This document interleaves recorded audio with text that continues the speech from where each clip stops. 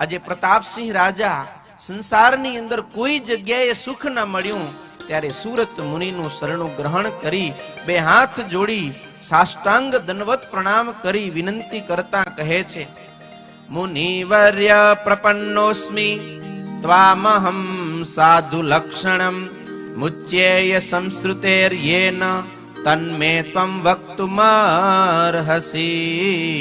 તન્મે ત્વં વક્તુમર્હસી. હે મુનિવર, હું તમારે શરણે છું. પ્રપન્નોસ્મિ, હું તમારા શરણે આવેલો છું. તમને સાધુ ગુણે સંપન્ન જાણી મેં તમારા ચરણનો આશ્રય કર્યો છે. માટે મુચ્યેય સંસ્કૃતેર્યેન, આ જન્મ મરણ રૂપ સંસ્કૃતિ થકી કઈ રીતે હું છૂટી શકું એનો આપ મને ઉપાય બતાવો. પ્રતાપસિંહ રાજાએ બહુ અદ્ભુત સરસ પ્રશ્ન પૂછ્યો છે. સંત પાસે આપણે જ્યારે જઈએ ને ત્યારે શું પૂછવું એ પણ આ સત્સંગી જીવન મને અને તમને શીખવાડે છે કે સંત પાસે જઈને ક્યારે મને રૂપિયા કેમ મળે, મને સ્ત્રી કેમ મળે, પુત્ર કઈ રીતે મળે, હું આ સંસારની અંદર વિષયના સુખ કેમ પ્રાપ્ત કરી શકું, આવું ક્યારે સંત પાસે ઈચ્છવું નહીં, માંગવું નહીં, પૂછવું નહીં. સંત પાસે તો ભગવાનની પ્રાપ્તિ કેમ થાય, આ સંસાર મારો છૂટે કેમ, મને ભગવાનને વિશે દ્રઢ ભક્તિ કેમ થાય, ભગવાન જ મારું જીવન બની જાય ને, એવા ઉપાયો આપણે સંતને શરણે જઈને પૂછવા જોઈએ. આવો અદ્ભુત પ્રશ્ન જ્યારે પ્રતાપસિંહ રાજાએ પૂછ્યો ને, સુરત મુનિ ખૂબ પ્રસન્ન થયા અને કહેવા લાગ્યા કે હે પ્રતાપસિંહ રાજન, સાધુ પૃષ્ટમ ત્વયા ભૂપ યતોસ્તિ હિતમાત્મનઃ કાર્યમ નૃદેહે નૈવ યદ વિમુચ્યેય સંસ્કૃતેઃ. હે રાજા, સાધુ પૃષ્ટમ, તમે બહુ સરસ પ્રશ્ન પૂછ્યો છે. આ પ્રશ્ન માત્ર તમારું જ હિત કરનારો નથી, સમસ્ત દેહધારી જીવાત્માને માટે પરમ હિત કરનારો આ તમારો પ્રશ્ન છે. માટે હું તમને આ મનુષ્ય જન્મ ધારણ કરી અને જે કર્તવ્ય કરવાનું છે ને કહ્યું કે આ સંસ્કૃતિ થકી મુક્તિ થાય, સંસ્કૃતિના બંધન થકી કેમ મુક્ત થવાય એનો ઉપાય હું તમને બતાવું છું. સાંભળો. જે જીવાત્મા આ જન્મ મરણ રૂપ સંસ્કૃતિ થકી છૂટવા ઈચ્છે ને એને ભગવાન શ્રી કૃષ્ણની નવધા ભક્તિ કરવી જોઈએ. માટે હે રાજન, તમે આ જગન્નાથ સ્વરૂપે વિરાજમાન ભગવાન શ્રી કૃષ્ણની નવધા ભક્તિ કરો.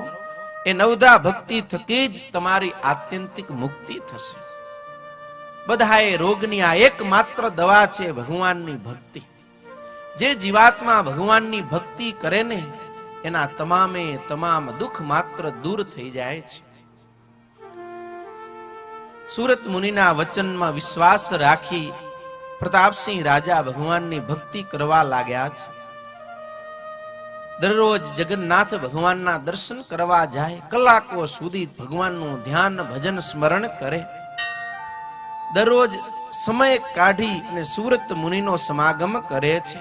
આવી રીતે સંત સમાગમ અને ભગવાનનું ભજન કરવાથી ધીરે ધીરે પ્રતાપસિંહ રાજાનું અંતર નિર્મળ થયું છે. જો આપણે પણ આપણું અંતઃકરણ નિર્મળ, પવિત્ર, સ્વચ્છ, ચોખ્ખું કરવા ઈચ્છતા હોઈએ ને તો એનો ઉપાય છે સંત સમાગમ અને ભગવાનની ભક્તિ. આ બે કાર્ય જીવ જો કરે ને એના અંતરની અંદર રહેલો ગમે એવો અજ્ઞાન હોય, અંધકાર હોય, મેલ હોય, દોષો હોય ને આ બધું એ નાશ પામે અને એનું અંતઃકરણ નિર્મળ થાય. અને જ્યારે અંતઃકરણ નિર્મળ થાય ત્યારે અંતઃકરણની અંદર ભગવાનના પ્રત્યક્ષ દર્શન થાય છે.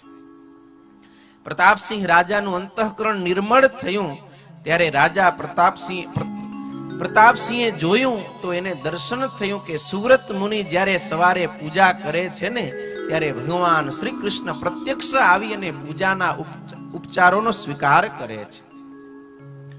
આવા પ્રકારની અનુભૂતિ થતા પ્રતાપસિંહ રાજાએ બે હાથ જોડી અને વિનયપૂર્વક સુરત મુનિને પ્રાર્થના કરતા કહ્યું કે હે મુનિવર, તમે મારા પર ખૂબ મોટો અનુગ્રહ કર્યો કે મને તમારી પૂજા સ્વીકારતા ભગવાન શ્રી કૃષ્ણના પ્રત્યક્ષ દર્શન થાય છે.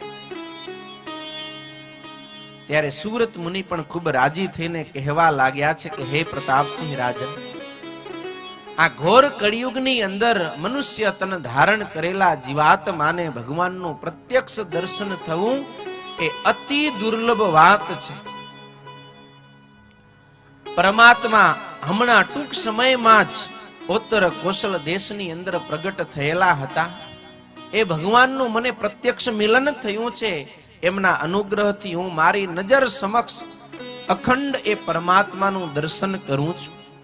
હમણાં થોડા સમય પહેલા જ ભગવાન શ્રી હરિ પોતાની માનુષિક લીલા સંકેલીને અંતર ધાન થયા છે.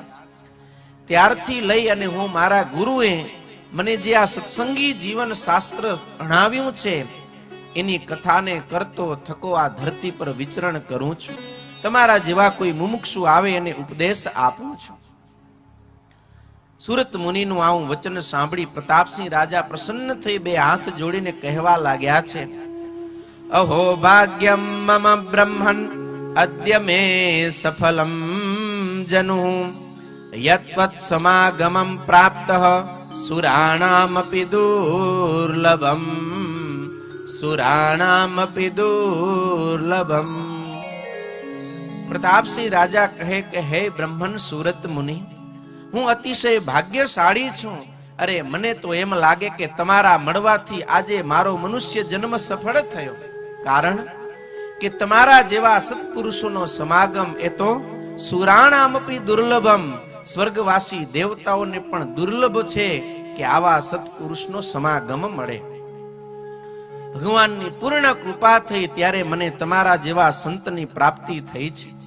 માટે તમે જે તમારા ઈષ્ટદેવ ભગવાન શ્રી હરિની વાત કરી એ ભગવાન શ્રી હરિના સમસ્ત ચરિત્રો તમે જોયા છે, તમે સાંભળ્યા છે, તમે ભણ્યા છો, તો કૃપા કરો અને મને એ ભગવાન શ્રી હરિના ચરિત્ર સંભળાવો.